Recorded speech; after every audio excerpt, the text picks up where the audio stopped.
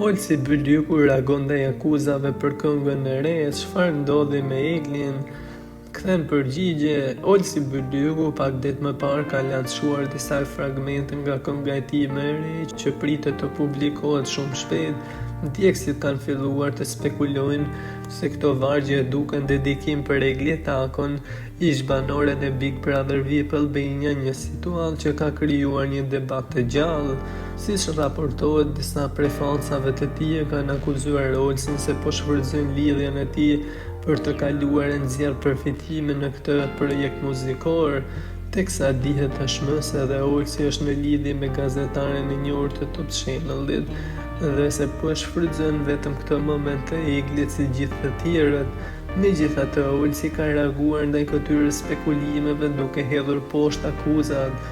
Ai ka sqaruar se kënga nuk ka lidhje me Eglin dhe se fokusi i tij është krijimi i muzikës me cilësi të lartë, teksa i kthen përgjigje fansit. Nuk kam asnjë lidhje me situatën aktuale. Ky është një projekt i pavarur dhe gjithmonë do të jetë. Njerëzit duhet të kuptojnë se arti vërtet nuk ka lidhje me ëndrat e njerëzve, po me përvojat personale dhe emocionet që ndjejmë. Në një bisedë të hapur në rrjetet sociale, Olsi u pyet pse e shfrytëzon situatën, hajse edhe ti dhe same shit je. Ndërsa Olsi shkruan, e mirë, na fal, vetëm më thuaj kur të publikoj në një projekt që të mos lidhet me situatën. Ishte përgjigje e tij ironike.